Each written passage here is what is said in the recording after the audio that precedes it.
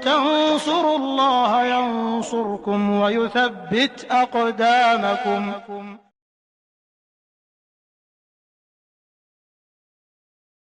Alhamdulillah, salatu wassalamu ala rasulillah wa ala alihi wa sahbihi wa man wala ma ba'du.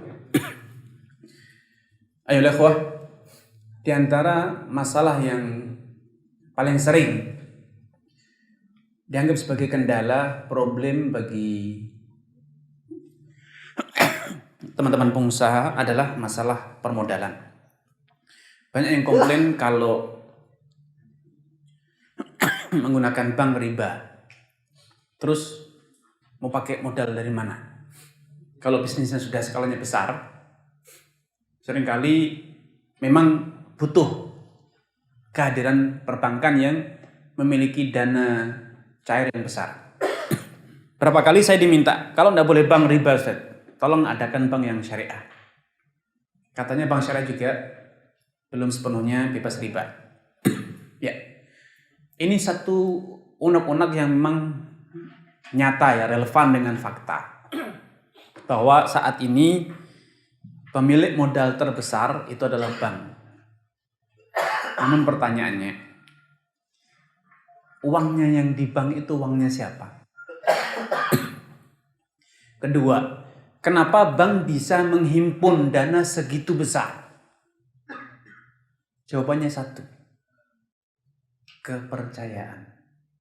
Masyarakat percaya bahwa dana itu kalau disimpan di bank aman, kemudian mudah, bisa dicairkan kapan saja, dan ketiga, fasilitas.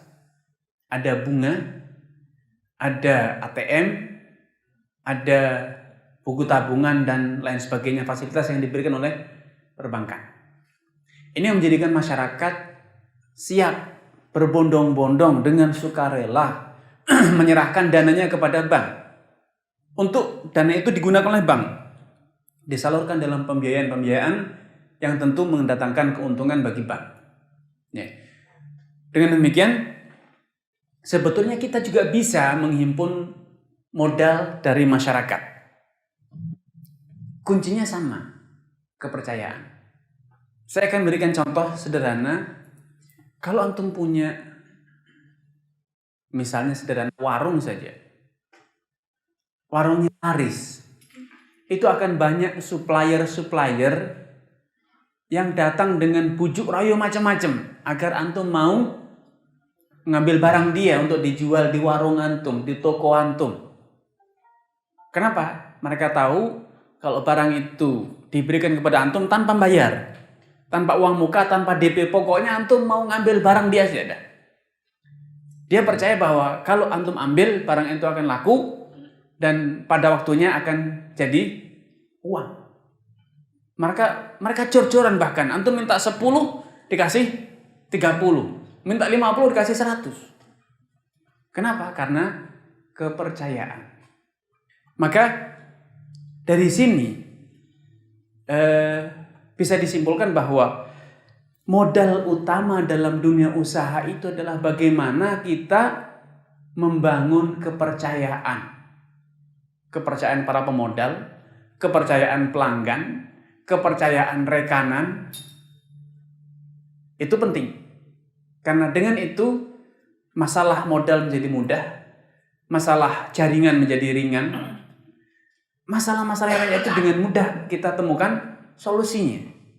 Antum mau cari supplier, karena pembayaran antum bagus, supplier itu pada datang, berebut untuk nyuplai barang kepada antum.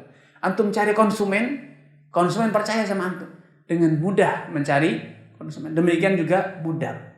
Banyak orang yang punya modal, siap menyalurkan, tapi mereka kebingungan kepada siapa dana itu disalurkan.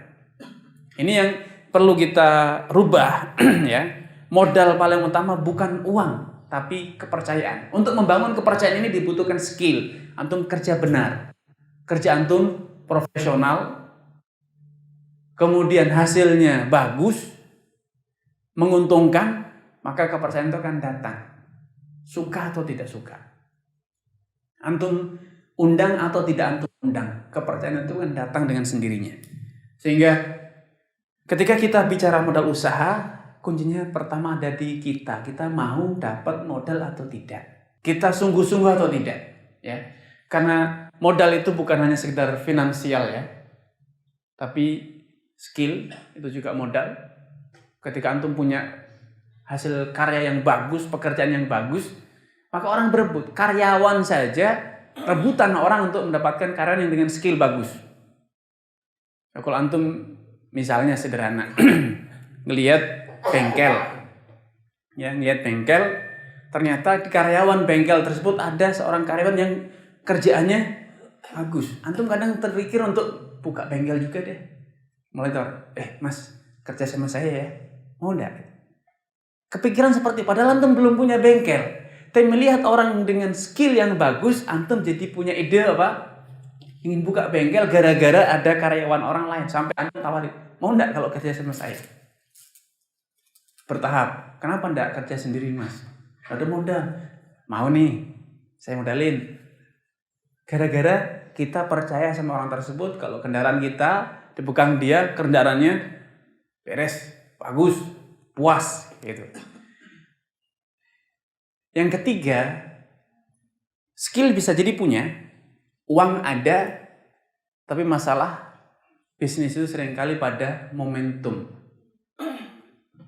Ya, ide bagus, uang ada, tapi ketika momentum tidak tepat, gagal. Ya, momentumnya tidak tepat. Antum ketemu dengan pemodal, tapi datangnya tidak pada momentum yang pas. Dia juga tidak ada memodali. Dan yang keempat, kemauan. Kemauan ini sebetulnya kunci. Karena dengan kemauan, skill bisa dipelajari, harta bisa dicari, dan peluang bisa dibuat. Yang paling susah itu adalah menumbuhkan kemauan. Karena kalau orang itu sudah ada kemauan, dia akan berusaha mencari peluang, mencari skill, dia belajar. Dan ketika itu semua sudah dilakukan, maka yang semula dianggap tidak bisa menjadi bisa. Sehingga sebetulnya seorang pengusaha tidak boleh terbelenggu dengan masalah modal. Ini secara teorinya seperti itu. Dan ini sesuai dengan firman Allah Subhanahu wa taala, fa idza azamta fatawakkal 'ala Allah. Kalau kamu sudah punya tekad, kemauan bulat, yang tersisa hanya tawakal. Berarti apa? Pasti bisa. Kalau kita sudah tawakal, sudah punya kemauan kuat, berserah diri kepada Allah, jawabannya adalah pasti bisa. Gagal itu satu dari dua. Kemauannya tidak sungguh-sungguh, atau tawakalnya yang tidak sempurna. Karena Allah sudah katakan, fa idza azamta fatawakkal 'ala Allah. Dan Allah sudah katakan dalam ayat lain, wa may yatawakkal 'ala Allah fa huwa hasbuh. Kalau kamu bertawakal pada Allah, Allah yang mencukupi semuanya. Kurang modal, Allah akan cukupi. Kurang pengalaman, Allah akan tunjukkan pengalaman. Allah akan tunjukkan rekanan dan lain sebagainya. Sehingga sebetulnya semua ini kembali kepada poin keempat adalah adanya kemauan yang bulat. Maka antum bisa menemukan modal, bisa menemukan skill. Kalau antum tidak bisa, tidak sempat belajar sendiri, antum cari orang yang punya skill, antum bayar. Karena pengusaha tidak semua dia kerjakan sendiri. Pengusaha itu yang bisa menggabungkan potensi, memanage, kemudian menjadi sebuah usaha. Ya, baik. Ini sebagai kata pengantar agar kita tidak mudah pesimis. Agar kita tahu bahwa kunci itu ada di tangan kita, bukan di tangan orang lain. Asalkan kita mau menggunakannya. Baik. Kalau kita berbicara tentang modal dalam bentuk materi, maka modal bisa berupa benda, barang. Kita banyak, alhamdulillah Allah beri banyak barang. Ada rumah, ada kendaraan, ada tanah bisa jadi, ya, ada ruko. Sebetulnya Allah sudah beri kita modal untuk usaha. Sudahkah kita menjadikan aset yang kita miliki sebagai modal usaha kita? Betapa banyak orang yang sukses di rumah sendiri. Dia tidak punya toko, tidak punya gudang, tidak punya pabrik, tapi sukses dia di rumah sendiri. Dia tidak punya rumah banyak, rumahnya itu saja. Tapi di situ dia berwisata home industry atau modal dia cuma laptop. Kemana-mana dia bawa laptop, duduk di bawah pohon, duduk di taman, dia berwirausaha, dropshipping atau online atau yang lainnya. Tidak punya barang, tidak punya, tapi dia punya skill. Ya. Jadi apa yang ada pada kita itu adalah modal, asalkan kita mampu menggunakannya, asalkan kita mampu memanfaatkan. Kemudian kedua, kalau kita tidak punya barang, maka kita harus bisa lebih fokus bahwa barang itu bukan karena fisiknya, tapi nilai barang itu pada kegunaan. Tidak mesti harus beli, tidak mesti harus punya, kita bisa sewa. Kita bisa sewa, ya. Sewa barang, sewa gudang, sewa rumah, sewa peralatan, bisa. Tidak mesti harus beli, tidak mesti harus punya. Jadi modal itu bisa punya sendiri, benda yang sudah kita punya, bisa kegunaan barang. Dan yang lebih penting adalah kegunaan anggota tubuh kita. Kita punya tangan, pintar nulis, tapi apa manfaat tulisan kita? Kita bisa mendapatkan keuntungan dari tulisan? Kita bisa berbicara. Bisakah kita mencari keuntungan dari kemampuan kita berbicara? Kayak jadi broker misalnya. Dia tidak punya tanah, tidak punya rumah, tapi kerjanya jual rumah, jual tanah. Ya, skill yang dia miliki, manfaat anggota tubuh itu dia gunakan untuk mencari keuntungan, itu modal. Kemampuan dia membangun relasi, berkomunikasi, itu juga modal usaha. Kemudian masih ada lagi kekayaan intelektual, ya. Mungkin sebagian orang punya merek.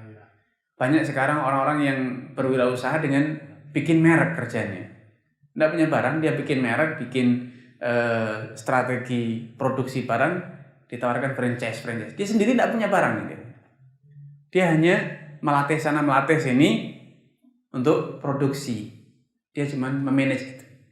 Tapi dia tidak produksi. Itu sangat memungkinkan kita lakukan, ya. Bisa kita lakukan. Ya, banyak orang punya modal tapi dia tidak bisa menemukan ide bisnis. Sehingga kemampuan kita menggali, mencari ide bisnis itu juga modal. Bisa kita jual ide itu. Bahkan perusahaan-perusahaan besar mengadakan semacam sayembara, perlombaan untuk ide-ide bisnis dari para entrepreneur ini. Bukti bahwa sebetulnya kita punya ya, modal itu sudah ada pada kita, tapi kadang kita belum mampu memanfaatkannya. Baik, sebagai contoh sederhana waralaba. Dalam sistem waralaba, ini sekedar contoh ya. Waralaba bisa jadi pewaralaba itu tidak punya barang. Dia cuma bikin merek, didaftarkan. Kemudian dia cari partner. Modal dari dia, ya modal 10 juta bikin gerobak, nanti diajarin pakai merek dia. Dia terus mendapatkan bagi hasilnya. Berarti sekali lagi adanya sistem waralaba franchise itu bukti contoh konkret bahwa modal tidak harus dengan uang. Berarti kan ada kerjasama ya. Ada merek, ada sistem, ada pemasaran, kemudian barang-barang ini tidak harus pewaralaba yang punya. Yang paling penting adalah sistem pemasaran merek. Ini yang sangat dibutuhkan. Sedangkan barang bisa jadi yang mengadakan adalah terwaralabanya, ya. Manajemen. Nah, sistem kerjasama semacam ini dengan sistem waralaba itu dibolehkan. Ya, ada orang-orang yang tidak punya ide bisnis, dia siap beli, dia siap bayar ide bisnis antum. Sehingga di sini bisa ada opsi sewa merek. Kalau sewa merek, karena merek itu bukan sekedar nama yang kosong, merek itu adalah sebuah identitas tentang produk dan mutu. Maka kalau antum menyewakan merek, antum harus memastikan bahwa pihak terwaralaba betul-betul memiliki sistem olah produksi dan mutu yang terstandar. Mutu yang terstandar, sehingga dia memproduksi barang dengan sistem yang benar, menghasilkan produk yang membawa mutu yang sesuai dengan merek yang antum buat. Baik. Sehingga di sini akan ada penghasilan bagi antum. Ada fee manajemen, ada fee pemasaran. Ada fee manajemen kalau antum terlibat dalam manajemennya. Kalau antum hanya terlibat membangun jaringan, maka antum mendapatkan fee dari keuntungan. Kalau memang sistemnya antum tidak sewakan merek, tapi itu merek dijadikan sebagai modal yang terstore antum. Jadi sistem waralaba dalam Islam bisa diakomodir dengan opsi merek sebagai modal terstore dan itu dikonversi dalam bentuk nilai. Mereknya saya nilai 10 juta. Sehingga terwaralaba dia store 10 juta, modalnya 50-50. Kemudian di sini nanti ada fee keuntungan. Tetapi ketika merek sudah disewakan, berarti terwaralaba menyewa merek. Kemudian pewaralaba meminta profit dalam persentase tertentu, maka di sini ada bentuk kezaliman. Sudah dapat sewa merek, ada fee pemasaran, fee manajemen, kok masih minta bagi hasil, zalim. Jadi kalau sistem bagi hasil ya bagi hasil murni, pure. Apa yang menjadi modal pewaralaba? Apa yang menjadi modal terwaralaba? Pewaralabanya modalnya modal merek, terus kemudian sistem atau manajemen itu dinilai, dikonversi dalam bentuk nilai uang, kemudian nanti akan ada pembagian keuntungan. Kalau tidak mau dengan skema syirkah bagi hasil, maka opsinya adalah dengan sewa putus, sewa merek, jasa mengajari produksi dalam sekali pengajaran berapa, kemudian sewanya per tahun berapa, putus. Seperti itu boleh dalam Islam. Sehingga dalam contoh ini pihak pewaralaba bisa jadi tidak keluar uang ya. Dia hanya merek yang sudah dia daftarkan, kemudian dia sistem baik itu pemasaran ataupun produksi, desain, display dan lain sebagainya. Nah, ini contoh konkret tentang modal tidak harus dalam bentuk nominal uang. Ini tentang opsi yang bisa dilakukan dengan sistem franchise ya. Kalau yang di masyarakat ya itu campur, seringkali campur ya, sudah ada sewa merek, ada fee manajemen, fee marketing, masih minta bagi hasil dari keuntungan kotor lagi. Ini tentu zalim seperti itu. Tidak dibenarkan karena itu sangat menzalimi pihak terwaralaba. Ya dia sudah bayar sewa, kerja pontang-panting, kemudian profitnya dalam bentuk bruto kotor, pendapatan kotor, persentase sekian persen dari pendapatan kotor. Padahal pihak terwaralaba menanggung karyawan, sewa tempat, dan lain sebagainya. Ada hal juga yang perlu kita benahi di mindset pola pikir tentang permodalan. Rasulullah Shallallahu Alaihi Wasallam bersabda, la yaftahu abdun baba mas'alatin illa fatahallahu lahu baba fakrin. Tidaklah seorang manusia masih menyisakan di nalarnya, di akal pikirannya, di dirinya masih tersisa pintu minta tolong, minta bantuan, minta pinjaman. Selama masih judulnya minta, maka berarti dia masih menyisakan pintu kemiskinan. Bahkan sengaja dia membuka pintu kemiskinan.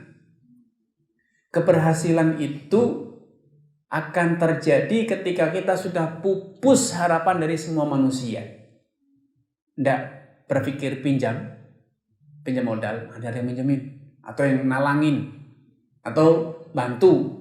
Betul-betul kita harus mandiri dalam segala urusan.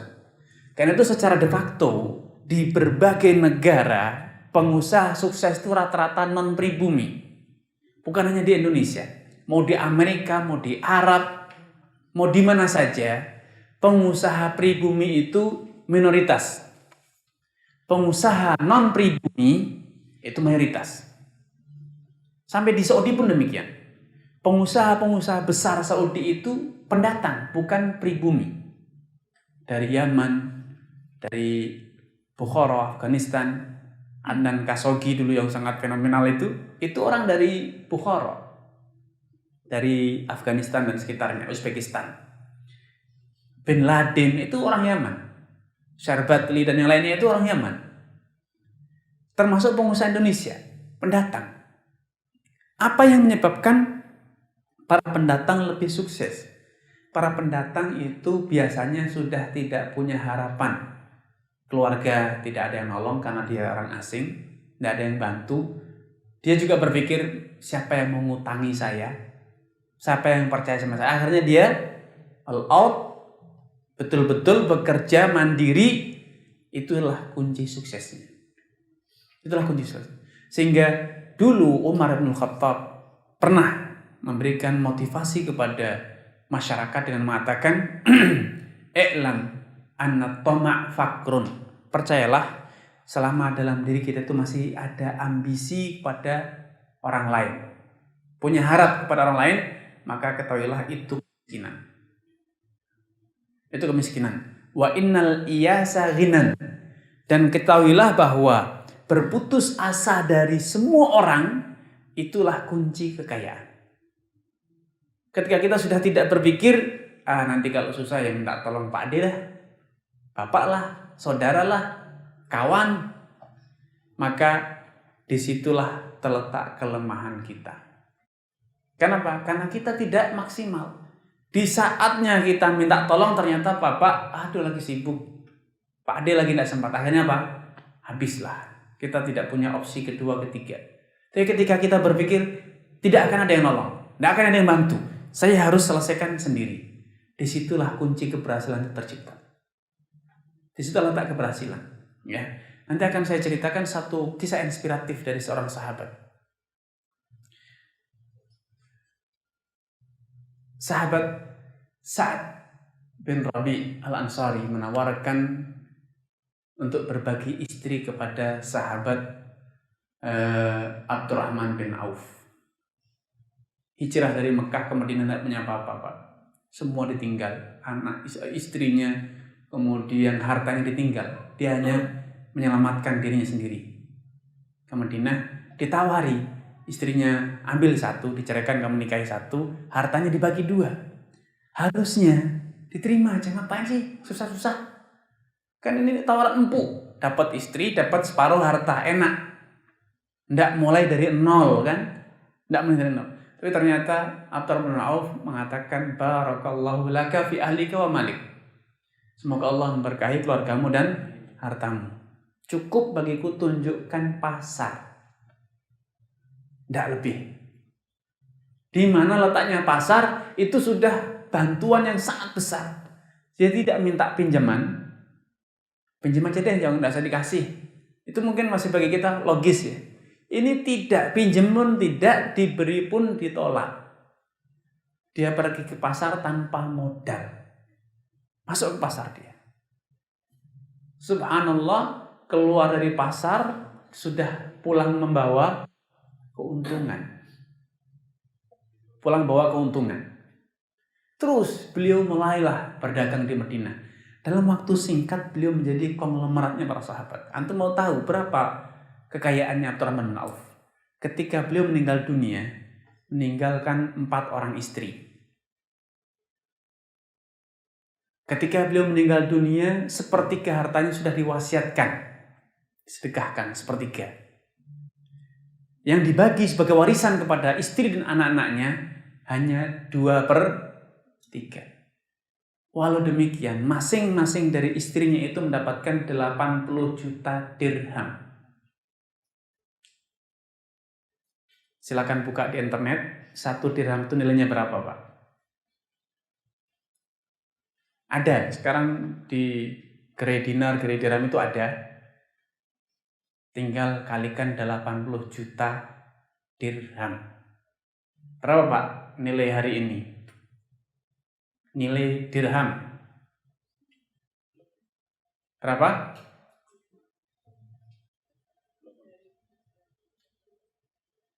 Satu dirham 80 juta. Satu dirhamnya berapa rupiah? Berapa? Itu 1 gram perak. Oh, itu bukan dirham Emirat, dirham perak, Bu. Di gerai dinar ada. Kalau dirham Emirat itu uang kertas itu.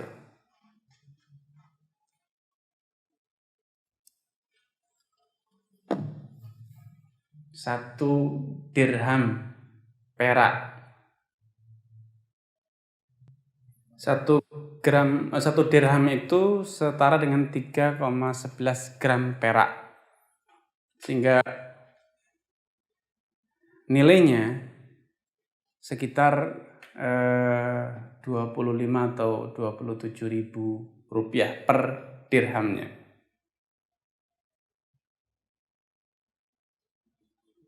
Tinggal kalikan 80 juta.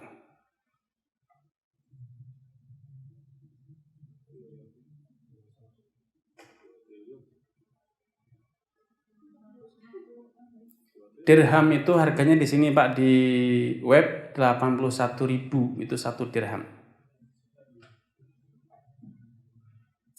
Tinggal kalikan saja, Pak.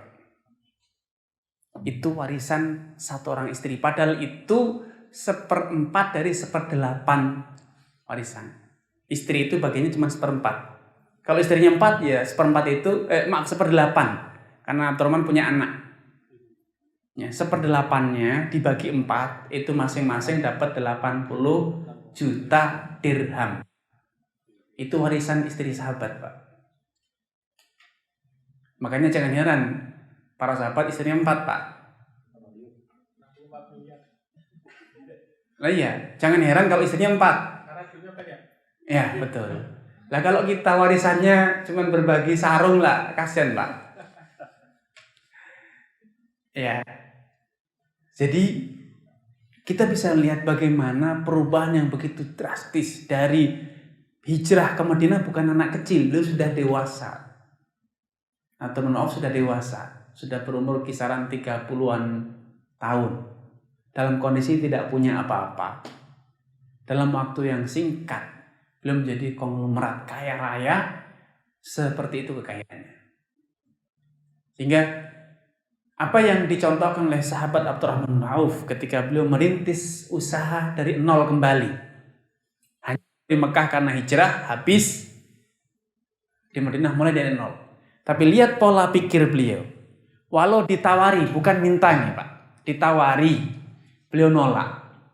Karena kunci keberhasilan seorang itu adalah ketika dia betul-betul bisa memposisikan diri berdiri di kaki sendiri. Tidak mengharap kepada uluran tangan siapapun. Disitulah insting bisnis itu akan hidup.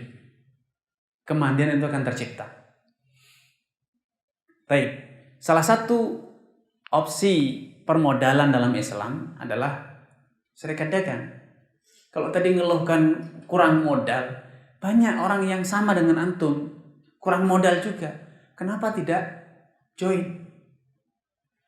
Ya, membangun serikat dagang atau mengambil proyek bersama, dikerjakan bersama, sehingga kekurangan modal itu bisa tertutupi ketika kita mau berbagi peluang usaha. Namun kadang memang sebagian orang mengatakan, Ustaz, kalau nanti berbagi usaha kebutuhan modal itu cuma kadang sesekali saja datangnya. Kalau saya berbagi modal dengan dia tahu rahasia bisnis saya, dia tiru nanti. Inilah biang masalah. Kita menduga bahwa rezeki kita bisa diambil oleh orang lain. Padahal tidak perlu, Pak. Kalau kita pikir-pikir, sebetulnya kita juga tahu tuh rahasia bisnisnya Toyota, rahasia bisnisnya McDonald misalnya. Kenapa kita tidak tidur? Kenapa tidak ikuti? Ada satu kisah di Saudi Arabia, mungkin yang pernah haji atau umroh, ada ayam goreng yang fenomenal sekali ya, Al-Baik. Itu di Saudi itu sampai oleh pemerintah Saudi dihalang-halangi tidak boleh buka cabang di setiap tempat. Karena setiap dia buka cabang, yang lainnya mati. KFC atau yang lainnya itu mati. Untuk menjaga persaingan bisnis yang sehat, oleh pemerintah Saudi, Al-Baik hanya diizinkan buka cabang di beberapa tempat saja. Mekah, Madinah, Jeddah saja. Tidak bisa masuk ke Riyadh. Itu pun juga cabangnya terbatas. Tidak dibiarkan buka cabang sebanyak-banyaknya. Karena dulu saya masih ingat, masih ada Sanabil, ada Farouj Tazad, Fakih, macam-macam. Itu semuanya ketika Madinah kedatangan Al-Baik langsung gulung tikar. Tidak laku. Nah, Al-Baik ini dia hanya produksi ayam goreng. Bumbunya yang membuat adalah perusahaan Isnad. Perusahaan Isnad ini perusahaan miliknya orang Indonesia di Saudi, perusahaan bumbu. Tapi join dengan keluarganya yang berwarga negara Saudi. Atas nama orang Saudi, tapi sebetulnya yang punya orang Indonesia. Saya pernah ke perusahaan tersebut. Saya bilang, Al-Baik itu yang menyiapkan bumbunya kami. Kami tahu bumbunya, itu bumbunya kami yang meracik. Kami bikin sendiri. Dengan nama lain, tidak laku. Rasa sama, proses sama, bumbu sama. Sampai saat ini, Al-Baik itu yang nyuplai bumbunya kami. Mereka itu tinggal seduh pakai air, dibubuhkan bumbu. Tapi lakunya luar biasa. Sampai orang Indonesia pun pesan, ayam 2-3 hari masih dimakan di Indonesia. Ya, fenomenal sekali, Bu. Nah, ini namanya rezeki tidak bisa diambil. Mereka tidak khawatir bahwa bumbunya yang buat perusahaan lain. Bahkan perusahaan itu pengen buat, ternyata juga tidak. Saya bilang kepada beliau, yang perusahaan Isnad ini, memang rezeki antum di bumbu, rezeki dia di ayam goreng. Jadi tidak bisa saling rebut. Ya, akhirnya dia sudah memang itu rezeki dia katanya. Akhirnya dia puas dengan jadi supplier bumbunya saja. Itu contoh sederhana ya, bahwa sehingga kita jangan perlu khawatir bahwa dengan kita berpartner itu peluang usaha kita diambil atau misalnya rezeki kita akan direbut oleh dia. Sehingga opsi berserikat dagang baik secara terbuka, perusahaan kita jual sahamnya ke orang lain untuk mendapatkan investor baru, atau kita jual by project, satu proyek saja yang kita jual. Yuk, saya dapat proyek ini, kita join. Selesai proyek, selesai joinnya. Itu bisa. Jadi berserikat dagang tidak harus jual saham, tapi bisa by project. Ada 5 model serikat dagang yang kita bisa gunakan. Yang pertama, syarikatul anan. Seperti serikat dagang yang sewajarnya kita jual saham ke orang lain. Sehingga dia menjadi partner, menjadi komisaris di perusahaan kita. Yang kedua, dengan skema mudharabah. Kita punya ide bisnis, tapi tidak punya modal. Berarti kuncinya apa? Cari investor. Kita yang menjalankan usahanya, modal dari dia. Ada keuntungan berbagi 2. Dan ini 2 model ini, alhamdulillah di masyarakat sudah banyak diterapkannya, sehingga kita tidak perlu berkecil hati untuk ciut hati untuk menerapkan 2 model ini. Yang ketiga, syarikatul abdan. Syarikatul abdan ini adalah sebuah perserikatan sesama orang tidak punya modal, tapi dia punya skill, sama-sama kerja. Ya, dia tidak punya modal, dia punya skill. Seperti misalnya sesama kuli, kalau dia kuli angkut kerja sendiri, dia tidak dapat banyak order. Tapi kalau dia join sesama kuli, dia bikin kelompok, komunitas, maka dia bisa mendapatkan job yang lebih banyak. Nah, saat ini seringkali para karyawan, para tenaga kerja, justru orang lain yang membuat PT tenaga kerja atau ya menyalurkan tenaga kerja itu orang lain justru. Andai mereka sesama karyawan ini yang membuat PT bareng-bareng, mereka akan lebih bisa dapat banyak income, banyak keuntungan karena mereka bukan hanya dibayar, tapi mereka memiliki perusahaan tersebut. Ini dalam Islam diajarkan seperti itu, syarikatul abdan. Jadi tidak ada modal, mereka hanya kerja. Tapi dengan mereka berserikat, mereka jadi satu punya PT. Mereka punya badan usaha. Suatu saat setelah bekerja, mereka punya modal. Sehingga bisnisnya bisa dibesarkan. Kemudian syarikatul wujuh. Dalam Islam juga ada konsep kepercayaan.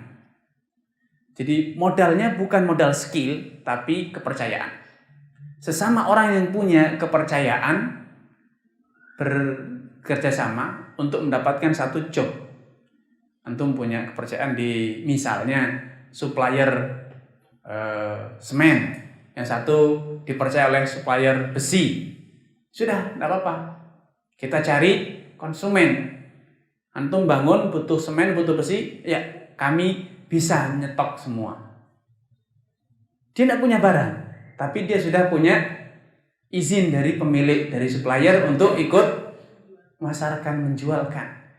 Sehingga daripada dia hanya kesana kemari jual semen saja, kata kalau cuma semen, saya tidak mau, saya butuh semen, butuh pasir, butuh baja dan lain sebagainya. Kalau cuma semen saya tidak mau.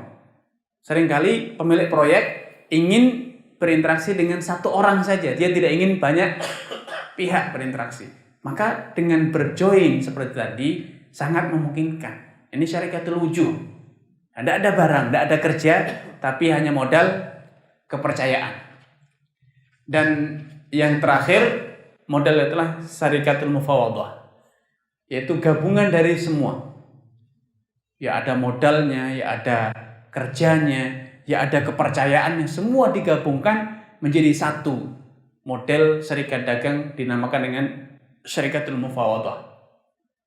Ini contoh konkret bagaimana solusi syar'i untuk mensiasati keterbatasan modal, yaitu berserikat dagang. Masing-masing dari kita bisa memilih opsi-opsi berserikat yang bisa dijalankan.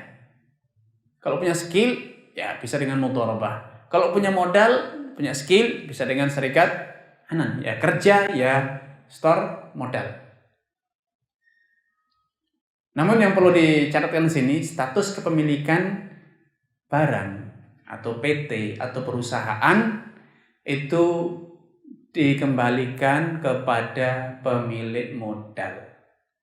Jadi kalau perusahaan tadi syarikatul mudharabah, ya maka perusahaan akan menjadi milik investornya. Sedangkan pelaku usahanya dia tidak memiliki, kecuali bila skillnya dikonversi menjadi saham. Ya, sehingga dia menjadi pemegang saham, tidak lagi menjadi pelaksana saja. Ya, itu bisa seperti itu. Mengkonversi skill menjadi modal. Baik.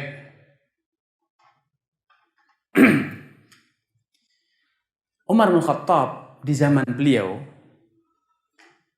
ini seperti yang saya ceritakan, kekayaan Persia Romawi itu sudah diangkut semuanya ke kota Madinah, alias di Madinah ini didapatkan modal yang sangat besar, kekayaan yang sangat melimpah. Untuk bisa bayangkan kalau sekarang misalnya ya, bank sentralnya Amerika dikuras semua kekayaannya dibawa ke Indonesia.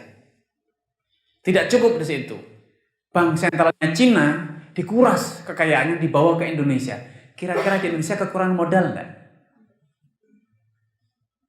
Di zaman Umar bin Khattab itu Pak, saking kayanya kerajaan atau khilafah ya, beliau memberikan instruksi kepada gubernur, anik murman endaka bil hajj, fa illam yahujju falyahujja min baitil malil muslimin. Perintahkan semua penduduk di negerimu untuk berhaji. Kalau mereka tidak mampu, biayai dari baitul mal. negara mana yang bisa membiayai masyarakatnya untuk haji, Pak? Itu terjadi di zamannya Umar bin Khattab. Orang nikah di zamannya Umar bin Khattab itu, Pak, sebulan bulan madu ditanggung biaya hidupnya dari Baitul Mal. Kurang enak apa hidup di negara seperti itu? Sebulan full bulan madu itu free. Itu terjadi di zaman Umar bin Khattab. Sehingga jangan dikira bahwa Madinah itu dulu miskin. Cerita-cerita yang ada itu seringkali disalahpahami. Dikira Umar itu miskin. Tidak, itu karena zuhud. Punya tapi tidak mau. Sehingga pakaian beliau sudah tambalan 3, tambalan 4. Itu bukan karena dia tidak bisa beli. Bukan negara tidak bisa menggaji. Tapi karena memang beliau zuhud. Beliau kalau ngasih kaum fakir pembagian zakat zaman dulu, itu bukan dikasih 1 juta 2 juta, Pak. Dikasih kecukupan selama setahun. Itu bagi zakat zaman dulu. Jadi satu keluarga butuh berapa ini gandum? 500 kilo. Sekali langsung dikasih 500 kilo. Itu zakat. Kalau ngasih zakat onta, ya 1 ekor onta dikasihkan. Bukan ontanya dipotong, dijual dulu, tidak. 1 ekor diberikan. Itu zakat orang zaman dahulu. Tidak seperti sekarang dikasih sarung 100.000. Terus seremonialnya yang sambutan ini, sambutan itu zakat model apa seperti itu. Sehingga yang miskin tetap miskin di zaman sekarang. Kalau zaman dahulu orang menerima zakat itu cukup untuk makan minum setahun. Itu memang dalam literasi fikih seperti itu. Pembagian zakat itu diberi kifayatahu sanah. Kecukupannya selama 1 tahun. Itu di kajian fikihnya seperti itu. Sehingga jangan dikira bahwa dulu itu miskin. Nah, di zaman Umar, ketika harta itu melimpah, modal itu banyak, beliau mengeluh, Allahumma inni ashku ilaika jaladal fajir wa azatiqah. Ya Allah, aku mengeluhkan satu kondisi yang kontradiksi. Kenapa? Yang ulet bekerja ternyata orang yang fajir, tidak bisa dipercaya. Yang bisa dipercaya lemes, amanah, jujur, tapi kerjanya asal-asalan. Ini sudah menjadi penyakit sosial sejak zaman Umar bin Khattab. Benar sih orangnya jujur, tidak khianat, tapi hasilnya tidak ada. Siapa yang mau ngasih modal? Ini orang kerjanya benar, tapi laporan keuangannya bodong semua. Itu sudah menjadi penyakit zaman dahulu. Menggabungkan 2 hal, profesionalitas dan amanah, itu satu hal yang langka. Itulah yang menjadikan kita mengeluh, susah cari modal. Karena antum mungkin amanat, bisa dipercaya, tapi skillnya ya rada-rada gimana gitu. Skillnya bagus, tapi susah dipercaya. Sehingga menjadikan para investor juga takut-takut untuk menyalurkan dananya. Baik. Ada banyak opsi lagi permodalan yang bisa kita gunakan. Pertama, yang paling mudah, paling empuk, warisan. Tapi saya tidak menyarankan antum nunggu bapak mati baru usaha. Akan ada saja ya kasus-kasus orang yang mendapatkan modal karena warisan.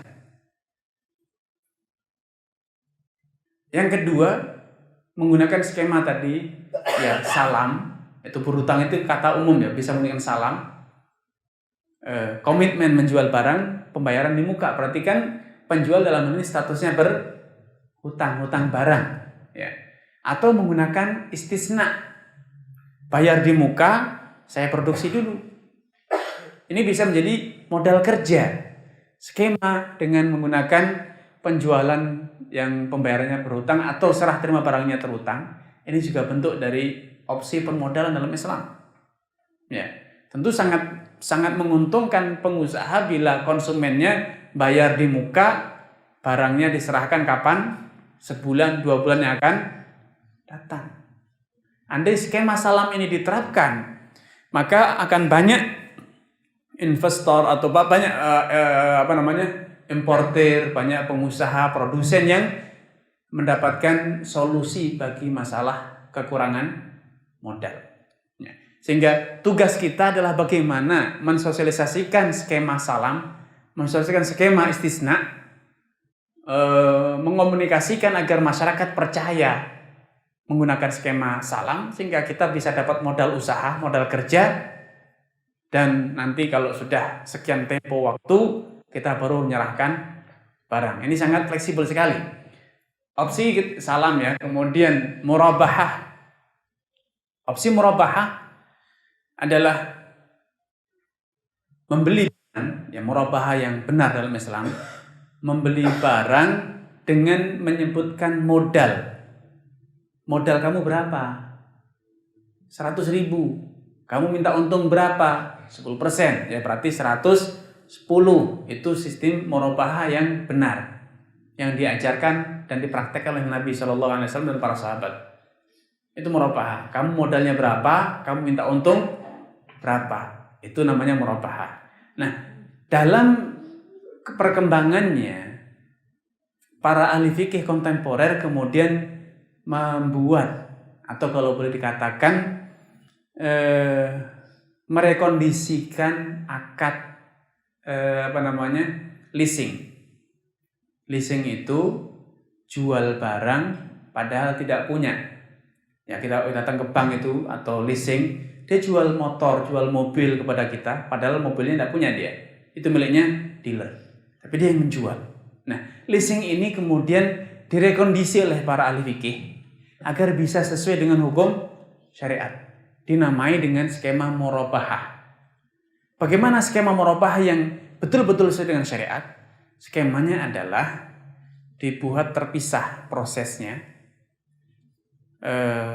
Koperasi atau bank terlebih dahulu beli kepada dealer mobil, kemudian mobil tersebut diserahkan atau dibawa kepada banknya atau koperasinya. Kalau sudah sampai di koperasi, di bank, baru dijual kepada nasabah dengan ketentuan koperasi atau bank bersyarat kepada dealer, kalau nasabah batal beli, saya kembalikan mobilnya. Sehingga dalam kondisi macam ini, bank tidak menanggung kerugian kalau ternyata batal atau gagal menjual. Itu skema murabahah kontemporer, dan itu dibolehkan asalkan penjualan kepada nasabah, kepada customer dilakukan setelah bank betul-betul punya barang. Setelah bank betul-betul punya barang dan betul barang itu dia terima. Ini dengan skema murabahah. Sehingga dalam kondisi semacam ini, kalau kita menggunakan skema murabahah, maka kita masih terbuka opsi untuk bisa membeli barang atau menjual barang tanpa modal. Kenapa? Antum berposisi sebagai bank, membeli barang kepada dealer dengan pembayaran 1 bulan. Barang diterima, kemudian dijual kepada nasabah dengan pembayaran tunai atau dalam tempo yang lebih pendek. Ini opsi ya. Kalau itu bisa dilakukan, maka sangat menguntungkan. Itu sangat menguntungkan sekali. Baik. Salah satu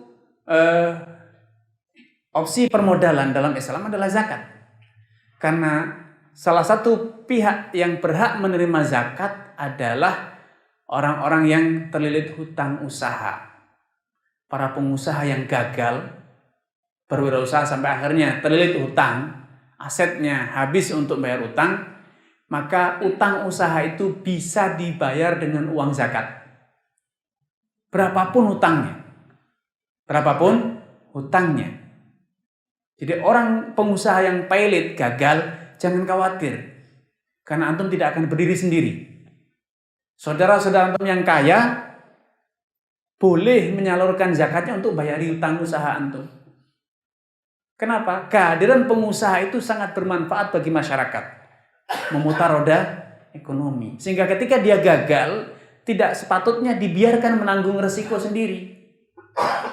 Makanya salah satu penerima zakat namanya gharim. Orang yang terlilit utang, baik itu utang konsumsi ataupun utang usaha. Boleh dibayar utangnya dari zakat, asalkan dia betul-betul sudah tidak punya aset untuk melunasi utang. Ya, kalau asetnya masih berjibun tapi tidak mau dijual untuk melunasi utang, ya ini tidak benar. Kalau dia betul-betul sudah terlilit, tidak punya aset untuk bayari utang, maka berapapun utangnya boleh dilunasi dari uang zakat. Sehingga adanya jaminan ini menjadikan para pengusaha tenang. Tidak takut, nanti kalau gagal bayar, kalau nanti gagal usaha, saya mau jual apa lagi? Sudah tidak punya aset.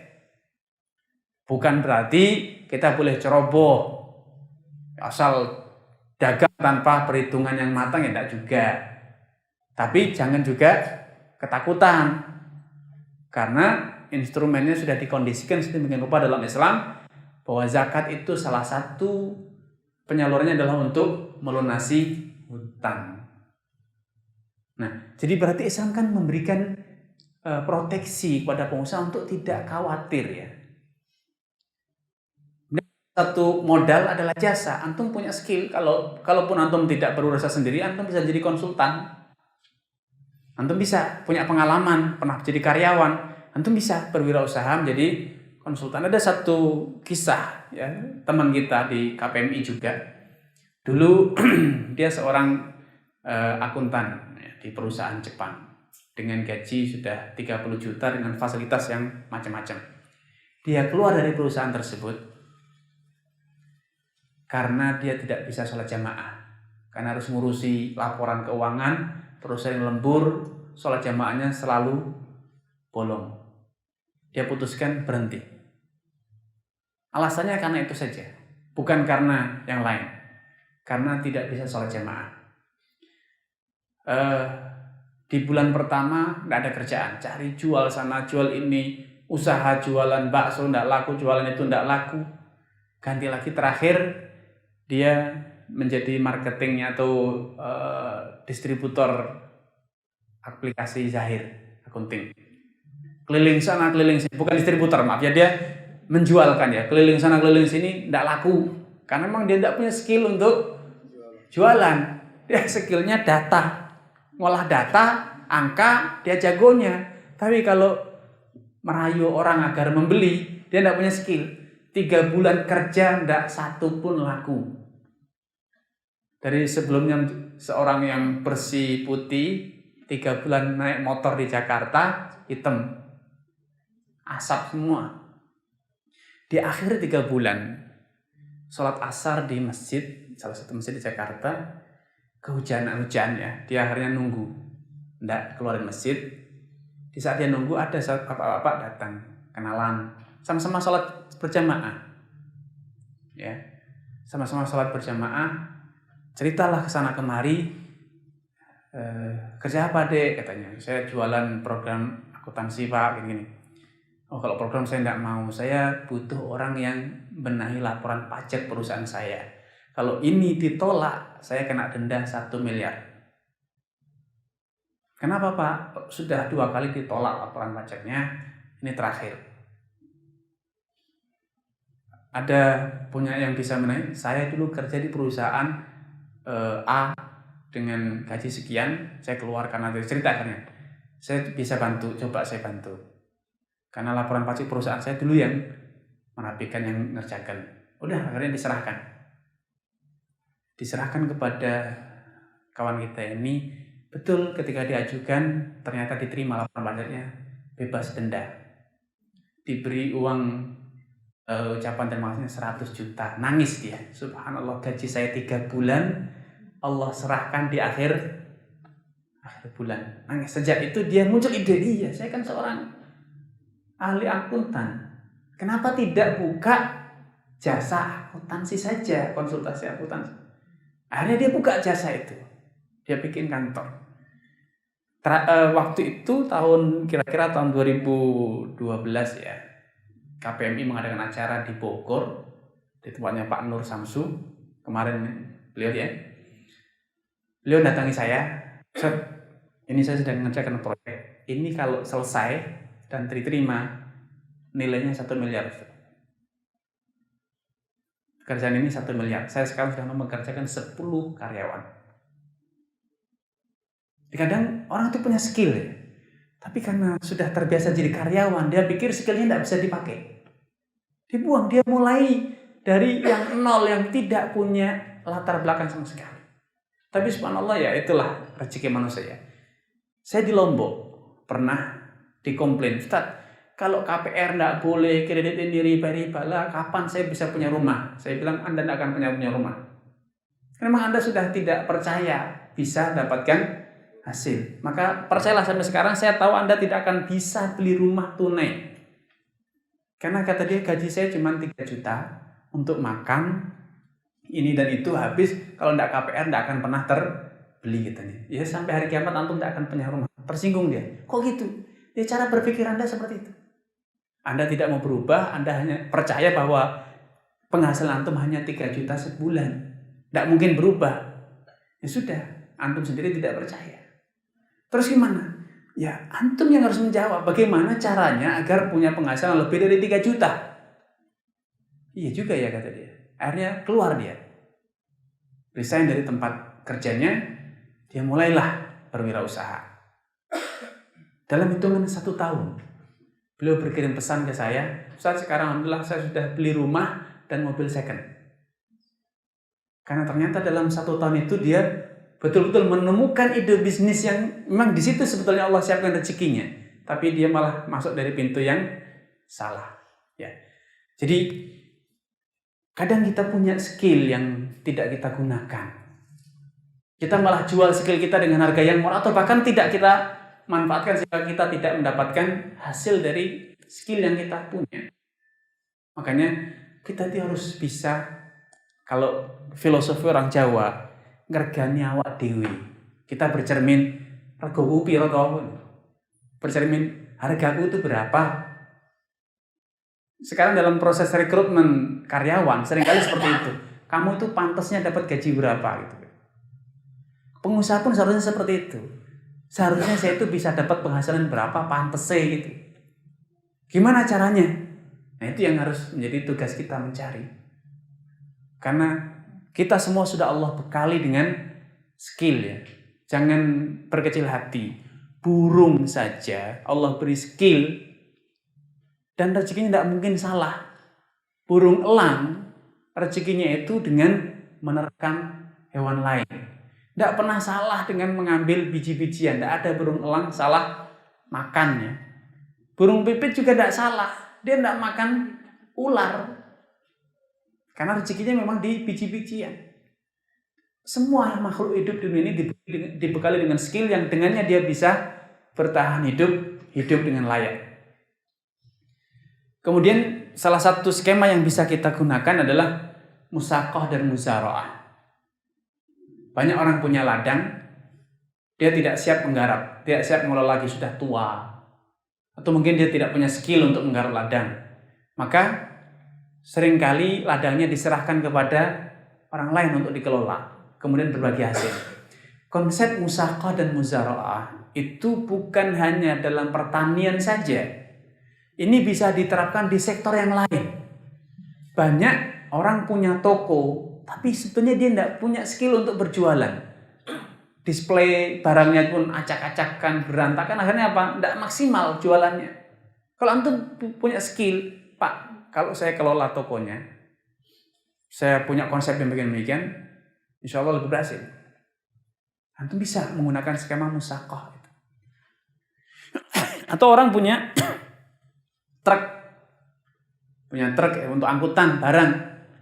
Dia cuma buat ngangkuti pasir aja. Buat ngangkut pasir itu Pak, truk dalam umur setahun sudah rupanya tidak karuan.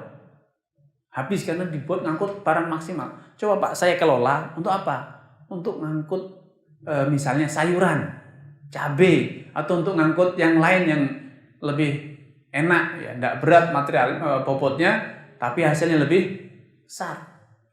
Sehingga banyak dengan skema seperti ini, punya barang, kita yang mengerjakannya, kita yang memanagenya, dan hasilnya kita bagi. Nah, ini banyak ya yang bisa kita lakukan. Agen. Ini juga bisa kita terapkan. Tidak punya barang tapi akhirnya kita bisa jualan dengan skema agen. Hibah. Banyak hibah-hibah dari negara, dari perusahaan yang bisa juga jadi modal usaha. Ya. Kemudian ada wakaf dalam Islam. Wakaf itu salah satunya bisa digunakan untuk wakaf produktif. Ya, banyak wakaf di Indonesia hanya digunakan untuk kuburan masjid itu wakaf Indonesia. Utsman bin Affan berwakaf sebuah kebun sampai sekarang masih ada. Masih produktif kebunnya. Kalau berkesempatan haji atau umrah, tanyakan kepada orang sana di mana kebunnya Utsman bin Affan atau sumurnya Utsman bin Affan. Antum akan diantar oleh tour leadernya atau guide-nya mengunjungi kebunnya Utsman. Sampai sekarang masih produktif, sumurnya masih ada karena beliau berwakaf berupa kebun. Dan dari hasil kebun karena sudah ratusan tahun, sekarang sudah bisa berupa menjadi gedung, hotel, perhotelan. Sehingga dengan skema wakaf akan banyak yang bisa kita gunakan. Banyak orang yang berwakaf, tapi wakafnya tidak produktif. Nah, kalau kita bisa memanfaatkan peluang tersebut, Pak berwakaf, masjid sudah banyak, ngapain wakaf masjid? Biar sawahnya saya kelola. Untuk apa? Untuk hasilnya kita manfaatkan bersama. Nanti separuh keuntungannya untuk apa misalnya? Gedung. Jangan dijadikan masjid lagi, Pak. Sudah ada masjid. Kalau ini saya gunakan untuk bimbel. Nanti hasilnya itu yang Bapak salurkan kepada fakir miskin. Tentu itu akan lebih bagus ya. Sehingga banyak peluang wakaf yang sampai saat ini belum dioptimalkan. Istisna tadi ya sudah kita bicarakan. Dropship itu juga masih bisa diakomodir secara Islam. Lahan tidur dalam Islam banyak lahan tidur yang ada di negeri kita. Di hutan-hutan itu kalau orang yang transmigrasi itu dia akan mendapatkan jatah tanah dari negara 0,5 hektar. Kalau memang antum punya skill bercocok tanam, tidak apa-apa antum pindah, tidak mesti harus di Jawa, pindahlah ke Kalimantan, pindah ke Sumatera dengan konsep menghidupkan lahan tidur. Antum akan diberi tanah oleh negara atau bahkan banyak tanah-tanah yang saat ini tidak bertuan ya. Tidak bertuan. Seperti yang masih di pinggir-pinggir hutan. Itu kalau ada yang bisa mengelola, maka dalam Islam itu bisa menjadi miliknya. Kalau masalah hukum positif itu berbeda lain lagi ya. Dalam Islam, siapapun yang bisa menghidupkan lahan tidur sehingga menjadi produktif, maka tanah itu menjadi sah milik dia. Saya pernah sampaikan konsep ini kepada salah satu gubernur di Indonesia, yaitu Pak Anies, tentang konsep lahan tidur. Di Jakarta tuh banyak lahan nganggur. Ada pemiliknya, tapi tidak dibangun, tidak juga dikelola, dibiarkan mangkrak. Saya sampaikan bahwa ini selain merusak pemandangan, kedua juga tidak mendatangkan manfaat. Ketiga, lahan ini mubadir. Segitu besar, kalau kita sampaikan kepada pemiliknya, kan toh dibiarkan. Kenapa itu tidak kita kelola saja? Jadikan tempat bermain, lahan terbuka misalnya. Itu kan sangat menguntungkan. Nah, kalau sebetulnya negara atau pemerintah lebih berani dengan menggandeng para pemilik itu untuk usaha, misalnya untuk usaha kuliner, misalnya food court, tidak harus pembangunan permanen. Itu akan mendatangkan penghasilan yang banyak tentunya. Ya, itu bisa menggunakan lahan tidur. Serikat dagang sudah kita bicarakan, Ariyah. Ariyah itu dalam Islam adalah dulu para petani, terutama yang punya kebun kurma, seringkali minjamkan beberapa pohon untuk diambil buahnya oleh orang-orang miskin. Ini 10 pohon, 5 pohon, kau petik buahnya, kamu makan untuk kamu dan keluargamu. Itu namanya ariyah. Ada juga konsep manihah. Orang yang punya sapi, punya kambing, menjamkan sapi betinanya kepada orang, nih kamu rawat, Nanti kalau bunting punya anak, anaknya buat kamu, induknya kembalikan.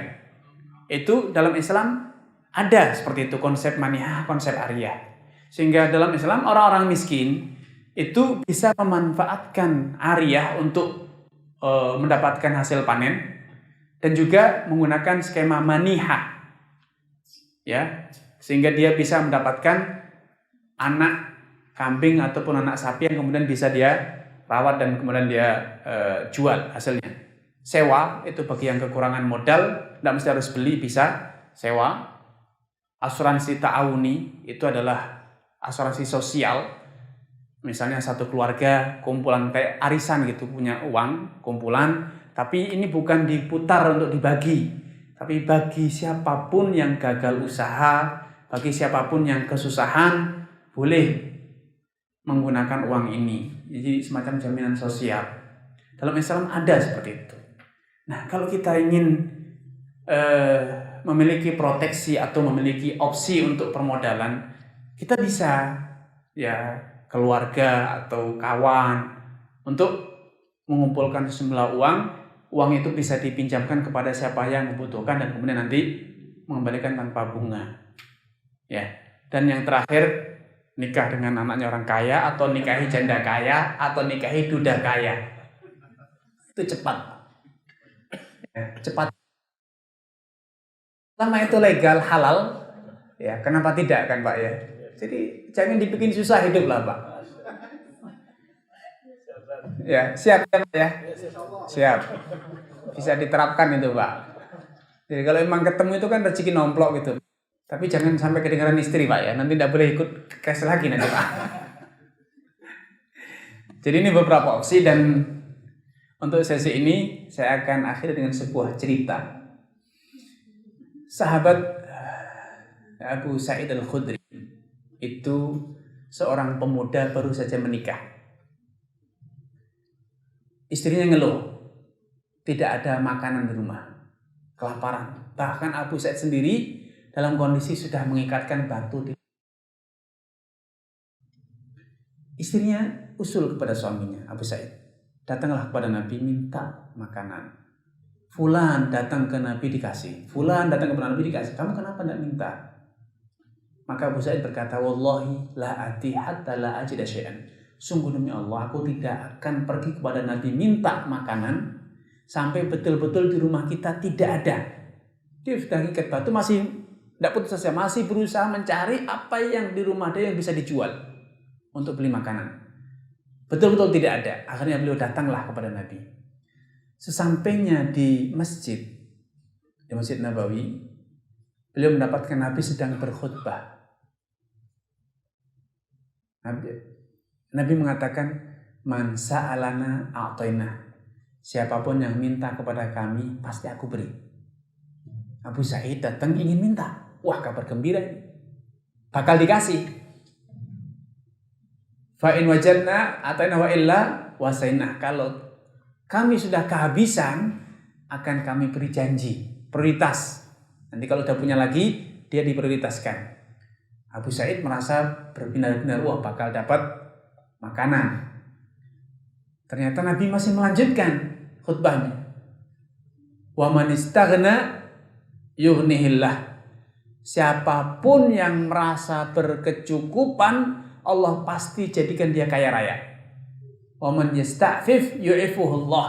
Barang siapa yang berusaha menjaga harga dirinya, Allah akan jaga harga diri dia. Kata Abu Sa'id, hadza khair. Ini lebih baik dibanding yang pertama tadi. Saya akan merasa cukup, saya akan merasa tidak butuh pada orang lain. Allah pasti memberikan saya kekayaan. Subhanallah, kata Abu Sa'id, fama'in labith. Tidak begitu lama, tanpa aku sadari, ternyata aku sudah menjadi orang yang paling luas ladangnya di Madinah. Aktsarul ansari nakhlan. Dari penduduk asli Madinah, akulah orang yang paling luas ladangnya. Ini sejalan dengan apa yang disampaikan sebelumnya, bahwa putus asa dari semua orang dan betul-betul hanya mengharap pertolongan Allah, itu adalah kunci sukses yang sebenarnya. Ketika kita betul-betul ingin mandiri, berusaha memenuhi, berusaha menyelesaikan semua masalah dengan skill kita, dengan kemampuan yang telah Allah berikan kepada kita, itulah kunci kesuksesan kita. Artinya keuletan kita, kesempurnaan tawakal kita kepada Allah, dan kesempurnaan kita berharap hanya kepada Allah. Itulah yang akan menjadikan kita menjadi orang yang sukses ya. Percaya kalau kita berusaha mandiri, Allah tidak akan pernah mengecewakan hambanya. Kalau kita betul-betul bertawakal kepada Allah, Allah tidak akan pernah menyanyiakan hambanya. Namun yang menjadi masalah seringkali kita mengakhiri semua nasihat itu dengan kata, apa iya? Apa iya? Itu yang merusak semua, Pak. Ketika kita mengakhiri motivasi, semuanya kita tutup dengan kata, masa sih? Benarkah? Akhirnya kita terjerembab dalam tidak percaya, tidak beriman. Padahal di depan mata kita sudah banyak fakta. Seperti tadi saya contohkan, kebanyakan pengusaha sukses di mana saja, termasuk di negara kita, adalah para pendatang. Itu tidak usah jauh-jauh. Di sekitar kampung antum, sekitar perumahan antum, yang pribumi, yang asli penduduk setempat. Bandingkan dengan sesama pengusaha juga, tapi dia pendatang dari provinsi lain, dari kota lain, tinggal di situ. Biasanya para pendatang itu lebih banyak sukses dibanding pribumi. Kenapa? Kuncinya sederhana kok, Pak. Pendatang itu lebih sering mandiri, lebih sering berusaha menyelesaikan semua urusannya sendiri. Sedangkan kalau pribumi itu dikit-dikit minta tolong kakak, tolong teman, minta tolong bapak, minta tolong saudara. Ini yang menjadikan kita tidak punya naluri bisnis. Ini yang menjadikan insting kita itu mati, tumpul ya. Ini yang harus kita perangi pertama kali. Bagaimana kita berusaha berserah diri kepada Allah dan berusaha percaya bahwa Allah itu sudah menyiapkan rezeki kita sama dengan yang lain. Tidak mungkin luput, tidak mungkin bisa direbut oleh orang lain. Kita harus percaya diri. Dan Allah sudah berjanji, kalau kita nastaghni, merasa cukup dari uluran tangan siapapun, Allah akan beri kecukupan kepada kita. Modalnya satu, percaya atau tidak. Kalau percaya, Allah akan segera buktikan. Kalau kita tidak percaya, ya sudah selesai. Berakhir di sini, karena memang tidak percaya. Allah Ta'ala. Baik, demikian Bapak Ibu penyampaian tentang alternatif permodalan dalam Islam yang telah dijelaskan oleh Ustaz Arifin Badri. Dan ini mungkin menjadi sesi yang terakhir karena nanti setelah Asar itu insya Allah sudah tidak ada pembahasan lagi. Jadi silakan dimanfaatkan waktu mungkin sekitar 30 menit yang ada sekarang untuk diskusi, karena kita Asar itu 15.01 ya. Nah sekarang 14.30. Jadi tadi yang belum sempat bertanya, silakan bertanya. Kalau masih ada unek-unek kasus-kasus yang belum selesai terkait bisnis Bapak dan Ibu, ya silakan didiskusikan sambil menunggu waktu asar. Silakan Bapak yang mengikuti jadi pertanyaan. Sebentar Pak ya, tadi beliau sempat terpenting, nanti baru Bapaknya yang kedua.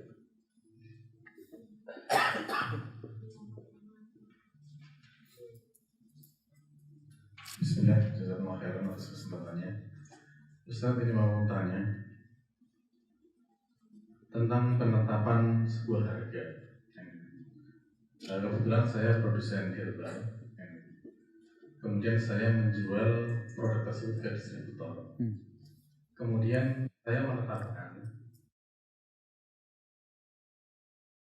harus menjual harga kepada agen atau konsumen dengan persentase yang sudah ditentukan. Contohnya kalau ke konsumen harus sesuai dengan harga eceran yang ditentukan oleh perusahaan. Kemudian agen itu 20% contohnya. Ini itu Ustaz. Jadi pertanyaannya, apakah hal tersebut diperbolehkan atau tidak? Ya. Menetapkan harga jual, ya. Perusahaan itu pasti punya alasan dan punya kepentingan kenapa ditetapkan harga jual. Karena ketika harga itu tidak dikontrol akan merusak kepercayaan masyarakat, jadi anggap menjadi barang murahan.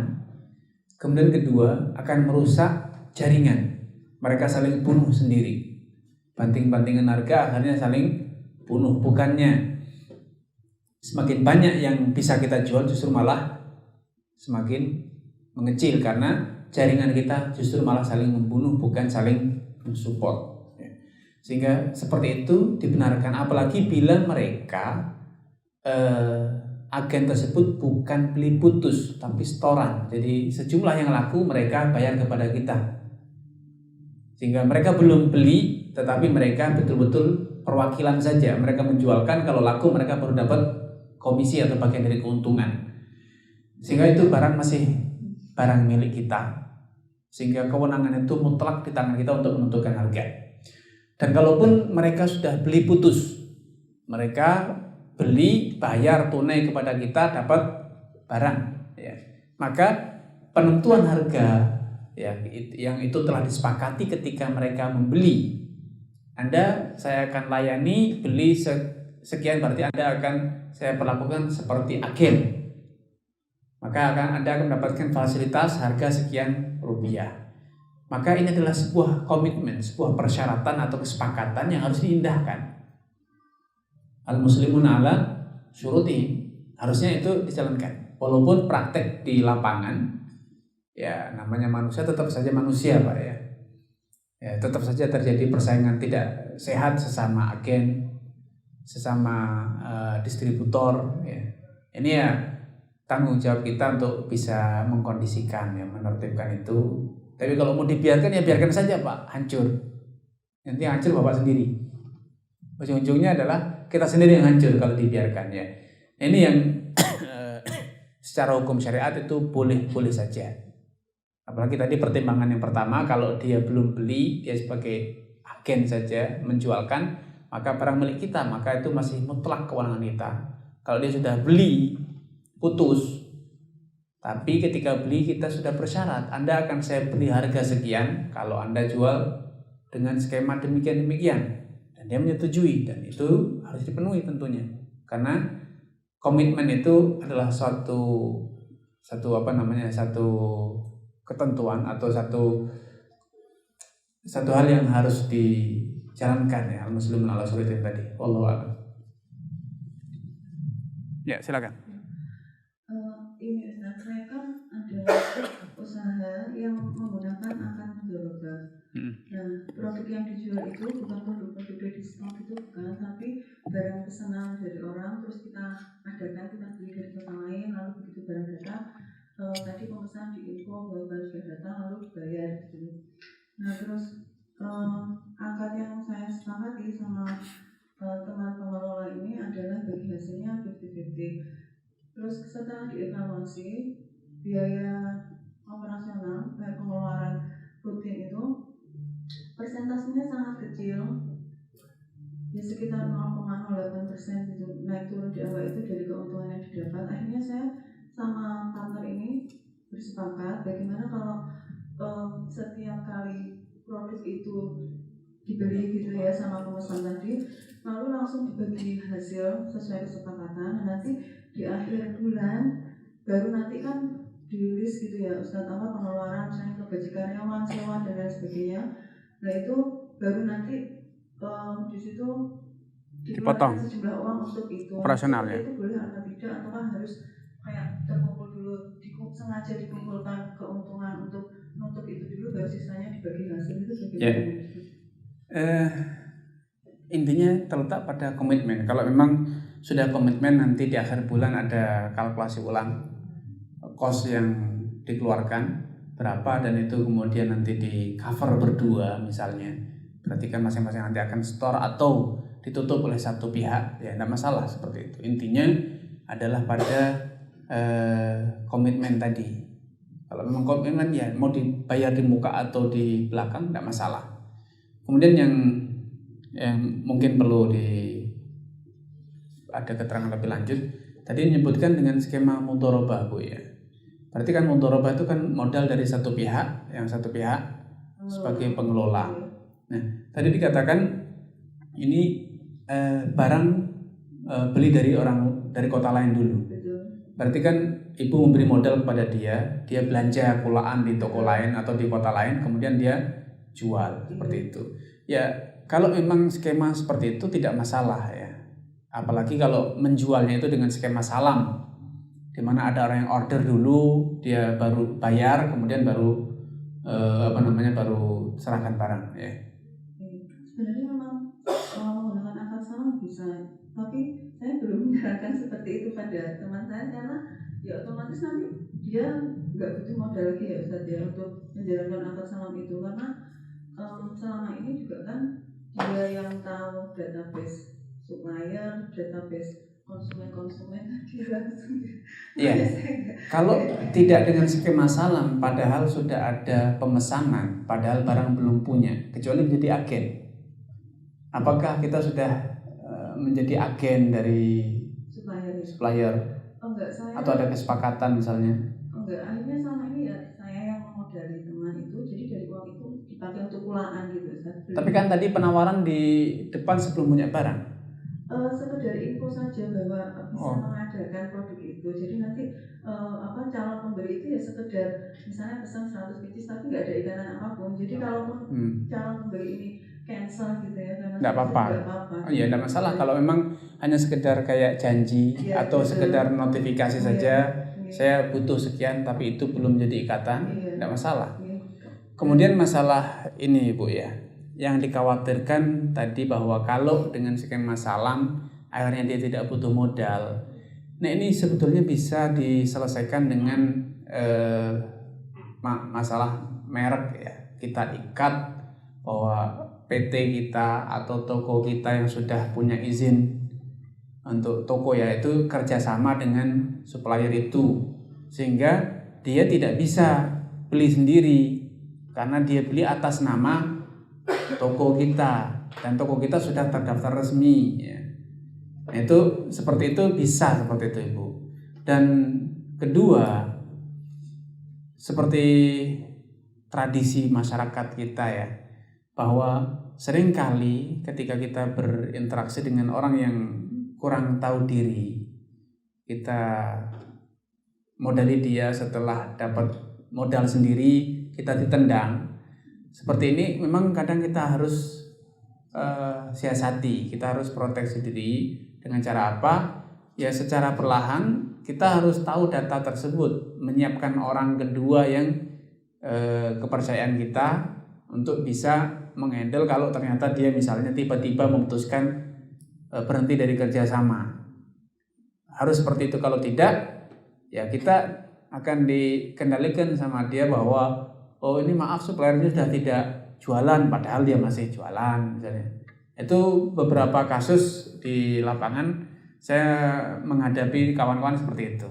Jadi suppliernya atau karyawannya yang dipercaya itu ternyata sudah mulai bikin usaha sendiri, beli atas nama dia sendiri, pelanggannya mulai dilayani sendiri atas nama diri sendiri seperti itu. Kenapa? Tahu-taunya sudah sekian banyak pelanggan hilang, penjualan turun, baru curiga kok turunnya drastis. Ya karena sudah disunati semua, pelanggannya sudah beralih semua. Nah, ini yang perlu. Nah mungkin masalah pembayaran itu sebisa mungkin juga, ini saran dari saya, jangan biarkan dia melakukan pembayaran, tapi kita yang melakukan pembayaran. Iya, alhamdulillah selama ini berjalan juga seperti itu. Jadi begitu ada uang masuk itu dari pembeli, langsung nanti uang itu ditransfer ke saya untuk kemudian saya order lagi ke supplier ketika memang waiting listnya sudah ada gitu dari teman itu tadi. Ya, jadi kontrolnya sementara ini seperti itu. Pengendalian keuangannya betul. Iya, sehingga transaksi itu selalu atas nama kita dengan rekening kita. Itu kemudian sebisa mungkin tetap kita harus tahu database siapa supplier, siapa pembeli, kita tuh harus tahu. Dan di laporan transaksi kita pasti harus tahu dong. Kemudian kita juga perlu merawat pelanggan, merawat supplier. Di akhir tahun mungkin kita perlu hubungi dia, selama ini pelanggan mungkin tiap lebaran kirimi parcel dan sebagainya, itu membangun hubungan yang harmonis lah dengan kita. Dahulu Umar bin Khattab dulu melarang masyarakatnya untuk membiarkan budak menjaga toko sendiri. Dulu Umar bin Khattab itu melarang budak untuk jaga toko sendiri, majikannya harus ikut jaga. Tidak boleh budak disuruh kerja sendiri. Kenapa? Beliau sudah memprediksi kalau budak itu yang kerja sendiri, dia yang dagang, dia dapat keuntungan, majikannya cuma makan tidur, apa yang akan terjadi? Suatu saat berbalik, majikan jadi budak, budak jadi majikan. Kenapa? Majikannya bergantung pada si budak, akhirnya budaknya merasa dia sebagai majikan, jadi bos. Umar bin Khattab sudah melarang, jangan biarkan, innakum in fa'altum dzalik, kalau kalian melakukan itu maka ihtajtum ilaihim, cepat atau lambat kalian akan bergantung kepada mereka, dan kalau sudah ketergantungan sulit obatnya, Ibu. Ya. Terus kalau untuk pemodal sendiri, Ustaz, sebenarnya apakah ada batasan ya sejauh mana gitu kayak untuk tahu detail bisnis itu? Masalahnya kayak saya sama partner saya ini sebenarnya kan dia yang udah sudah punya bisnis dulu gitu ya, terus tapi karena terkendala modal akhirnya ada akad kerjasama dengan saya tapi terpisah gitu, bukan bercampur sama bisnis pribadinya dia. Nah tapi karena dari awal saya menyadari bahwa supplier dia yang tahu datanya, yang memang dia gitu ya yang tahu supplier itu dua, terus selama ini juga dia yang marketing, yang nyari konsumen. Nah itu jadi saya merasa kadang-kadang ya ingin tahu juga gitu ya, sebenarnya ketika saya transfer ke supplier ini sebenarnya datanya betul apa enggak, ini sebenarnya real apa enggak, walaupun barangnya ada, tapi kadang-kadang ya pengen tahu juga gitu ya Ustaz ya. Itu tapi kadang mau tanya juga, jangan-jangan kan ketika kita berpartner sama orang, biasanya kan karena dia sudah memiliki ya kayak kemampuan terkait dengan itu ya Ustaz. Tapi saya untuk ingin tahu lebih dalam itu kayak ya jangan-jangan partner ini nanti merasa ya kayak curiga atau gimana, karena kan otomatis ketika saya tahu data-data itu biasanya ada kekhawatiran gitu bagi pedagang-pedagang itu ketika suppliernya itu diketahui sama pedagang lain, ini kan kadang-kadang jadi satu rahasia tersendiri gitu. Kira-kira gimana ya? Ya, idealnya memang kalau kita kerjasama itu ada transparansi ya. Jadi pemodal itu tahu laporan usaha itu dengan detail, barang A, B, C sekian unit, laku sekian, yang tidak laku sekian, dapat modal sekian, keuntungan sekian, itu harusnya detail. Bukan sekedar laporan global penjualan bulan ini sekian, modal sekian, tidak, tapi laporan keuangan itu harus detail. Nah dengan laporan keuangan itu kan kita bisa membaca barang A sekian unit. Kalau sudah ketahuan nama barangnya, otomatis kita akan dengan mudah melacak di mana tahu produsennya, seperti itu. Terus komunikasi itu penting, bahwa kita juga berkepentingan untuk memastikan seperti Ibu katakan tadi, data yang disuguhkan kepada itu data yang akurat ya. Sehingga idealnya juga tidak boleh ada ketersinggungan bahwa memang kalau namanya partner ya, apalagi pemodal ya, tentu dia idealnya harus tahu, Ibu, harus tahu modalnya itu digunakan untuk apa, di mana saja, berapa. Itu harusnya laporannya detail ya. Laporan yang global itu pasti tidak akan bisa dipercaya. Allah.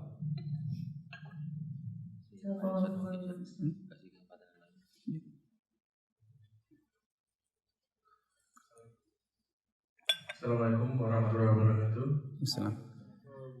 Nama saya Bayu. Yang mau tanya ini Ustaz, yang jadi misteri pemikiran saya selama ini ya. Jadi mendengar cerita itu tadi mengingatkan lagi tentang sahabat Nabi yang kekayaannya luar biasa. Padahal zaman itu mau pengen 4 Pak? Bukan, oh, kayaknya Pak. Oh kayak itu kan efek samping kan Pak. Ngikutin biasanya.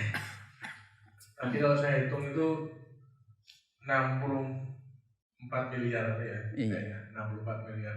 yang angka seperti itu kan menurut saya fantastis di zaman Nabi yang jumlah penduduknya hanya sedikit, kemudian jangka waktunya hanya pendek, kemudian saat itu tidak masa aman terus, jadi ada perang dan sebagainya, dan ada dakwah juga. Nah ini yang ingin saya tanyakan, usaha macam apa atau apa kalau dagang itu yang diperdagangkan apa sehingga kita bisa belajar dari situ. Artinya saya juga pengen kaya dan bisa wakaf banyak dan tapi tetap dakwah gitu.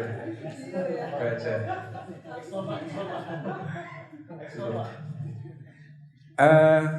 Angka itu menjadi angka yang fantastis gara-gara dikonversi dalam bentuk rupiah.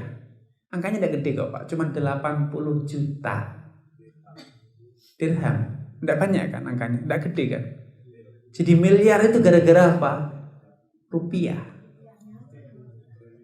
Jadi angkanya gede itu gara-gara rupiahnya. Tetapi dinar dan dirham, perak dan emas itu tetap memiliki nilai ya. Dulu satu dinar itu adalah 4,25 gram. Itu kursnya kalau dirham itu kisaran antara 10 dan 12, fluktuatif ya, kadang 10, kadang 12. 12 dirham itu dapat 1 dinar. 12 dirham dapat 1 dinar. Nah, artinya apa? Uang itu tetap ada nilainya, tetapi angkanya tidak besar karena dalam bentuk uang dinar dan dirham. Ya. Yang kedua, yang harus kita pahami bahwa Mekah dan Madinah dari dulu memang selalu menjadi pusat perdagangan, ya, lintas kabilah. Dan Allah sudah ceritakan dalam Al-Quran bahwa orang-orang Quraisy itu perdagangannya perdagangan internasional, bukan perdagangan lokal. Li'ila fi Quraisy ila fi rihlatas syita'i wasayf. Mereka punya perdagangan di musim dingin, perdagangan di musim panas. Musim panas mereka pergi ke Syam, Palestina, Suriah dan sekitarnya. Musim dingin mereka pergi ke Yaman karena Yaman itu panas. Jadi ketika Palestina musim salju, mereka dagangnya ke Yaman, lebih tropis, panas. Sehingga dari situ kita sudah bisa paham kalau perdagangannya itu sudah lintas daerah yang jauh seperti itu, maka jangan heran. Kemudian masyarakat dulu karena penggunaan mata uangnya itu dinar dan dirham, ya jangan heran kalau angkanya besar segitu, 80 juta dirham. Sebetulnya tidak banyak kok Pak. Kemudian yang ketiga, antum jangan lihat di zaman Nabi ketika orang Arab hanya berdagang sesama orang Arab. Tapi di zaman Umar bin Khattab, para perdagangan itu bukan lagi internal Arab. Persia, Romawi sudah lintas ya. Itu mereka sudah perdagangan lintas negara. Ya kalau boleh bahasanya ekspor impor. Apalagi kekuatan modal itu luar biasa. Sehingga Abdurrahman bin Auf dan lainnya itu mendapatkan support modal yang luar biasa dari Baitul Mal. Fasilitas dukungan negara. Ya, kalau pedagang itu disupport oleh negara, difasilitasi, dikondisikan oleh negara, maka jangan heran kalau dia itu cepat besar. Kita ini susah besar gara-gara salah satunya ya fasilitas kita berjuang sendiri semua. Walaupun memang idealnya kita jangan mengharap itu. Tapi ini faktor percepatan, kita bicara tentang faktor percepatannya. Kenapa bisa cepat? Karena salah satunya adalah kondisi dan difasilitasi oleh negara. Tentu kita bisa bayangkan ketika kekayaan Persia Romawi itu digunakan untuk membangun ekonomi di zaman Umar bin Khattab. Konsumennya jadi kaya raya waktu itu. Dulu itu kalau perang Persia Romawi itu langsung dibagi Pak uang itu kepada kaum muslimin. Yang ikut perang dapat bagian, fuqara masakin dapat bagian. Artinya para pedagang ini mendapatkan konsumen-konsumen yang sangat potensial sekali. Kita susah untuk bisa kaya, salah satunya adalah konsumen kita ini tidak dapat BLT. Dapat uang BLT-nya cuma 200.000, Pak. Kalau zaman dulu itu pengantin baru dikasih gratis. Ya mau haji dibiayai. Ya antum bisa bayangin ini obral luar biasa duit negara itu. Sehingga kaum fuqara dan masakin itu ya daya belinya sangat bagus. Walaupun mereka fuqara dan masakin. Saya di Saudi saja sangat terkejut pertama kali di Saudi mendapatkan seorang wanita ngemis. Wanita ngemis dia. Ngemisnya itu nemui saya di depan, saya turun dari bis kampus itu, diantar jemput ke Masjid Nabawi, ada yang minta, ibu-ibu, minta apa? Untuk beli susu. Saya pikir dong, saya aja belum minum susu, ini minta susu. Jadi, ini sekedar gambaran sederhana saja bahwa miskin di daerah, masing-masing daerah itu beda-beda. Kayak gitu tuh miskin loh di sana, Pak. Kalau di sini, lo yang makan kenyang itu kok ngaku miskin. Dia kurang cuma susu. Di sini makan aja kadang jarang, itu pun masih merasa sudah cukup. Di zaman Umar dulu kaum fuqara itu mendapatkan support dari negara berupa pembagian uang itu luar biasa. Hingga daya beli masyarakat itu melejit. Akhirnya siapa yang paling banyak mendapatkan keuntungan? Ketika daya beli masyarakat itu terus digenjot, pengusaha pastinya, Pak. Itu salah satu rahasia kenapa para pengusaha di zaman dulu cepat kaya. Ya ini salah satunya. Kondisi negaranya, kemudian kontribusi negara, terus perdagangan yang luar biasa ya, terbuka. Semua daerah itu menjadi wilayah umat Islam, Pak. Dalam waktu yang singkat, negara Persia Romawi itu berarti kan sangat luas. Itu berada di bawah kekuasaan Islam, sehingga jumlah market pasar itu meledak. Kalau sekarang kita nih mau berdagang, kalau sudah sampai batas Sarawak nggak boleh.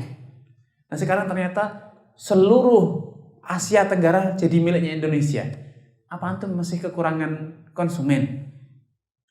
Pasti konsumennya akan semakin banyak ya, sehingga besarnya konsumen itu akan berimbas pada besarnya keuntungan.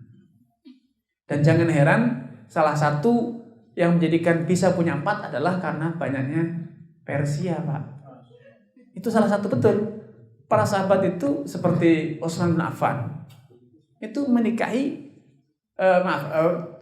Ali bin Hussein itu menikahi putrinya Yazdajir, raja terakhir Persia. Sehingga ya memang tidak rugi lah, Pak, gitu loh. Dapat yang baru memang betul-betul grace gitu. Yang belum dijawab satu lagi itu komoditinya apa waktu itu yang dijual kok sehingga bisa. Kalau komoditi beragam sama seperti kita, pakaian, kurma, emas-emasan. Terus salah satunya adalah budak. Antum bisa bayangkan tawanan perang Persia Romawi itu diperjualbelikan. Satu orang kalau dijual berapa harganya kira-kira, Pak? Budak itu harganya berapa kira-kira? Apalagi budaknya budak Persia, cantik-cantik itu. Waduh, mahal gitu ya. Makanya jangan cepat kaya. Itulah salah satu rahasianya, Pak. Jadi kalau antum sekarang belum kesempatan ya wajar, Pak, memang belum ada budak gitu ya. Sabar, tunggu ada budak dulu, nanti antum baru punya 4 gitu. Ke Persia dulu, enggak balik-balik nanti, Pak. Masih itu di sana.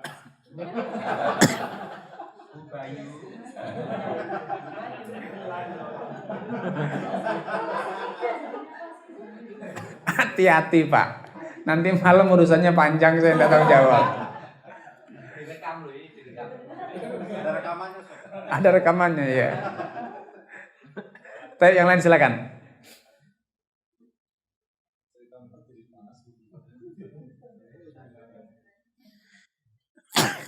Ustaz mau tanya lagi tentang untuk sewa izin. Gitu. Ini kan misal saya ada kerjasama kan gitu. Kemudian saya menyewakan izin POM TR selama 1 tahun, misal 10 juta. Kemudian saya masih jual produknya ke dia dan tentunya saya juga ngambil keuntungan. Apakah hal tersebut itu diperbolehkan? Jadi sewa izin sama. Jadi kalau izin usaha misalnya disewakan, itu kan secara hukum sebetulnya kan tidak boleh Pak ya. Nah, itu termasuk pemalsuan atau penipuan. Karena pemerintah punya kepentingan untuk menertibkan izin usaha. Agar apa? Usaha itu berjual beli itu ada komitmen dan tanggung jawab. Ketika barang itu diproduksi oleh orang lain, izinnya izin antum, ternyata mengandung racun, mengandung bahan yang berbahaya. Karena salah produksi, salah olah misalnya, atau mungkin dia sengaja campurkan bahan yang lain yang antum tidak tahu, tanggung jawab siapa? Tanggung jawab antum kan? Iya. Nah, negara punya kepentingan. Kenapa izin usaha itu tidak boleh disewa-sewakan? Karena ini Pak. Karena negara ingin punya kontrol, tanggung jawab. Itu harus ditertibkan. Kalau tidak nanti izinnya mulai A, yang produksi Z, hasilnya wallahu a'lam. Ini berarti akan terjadi kekacauan di masyarakat.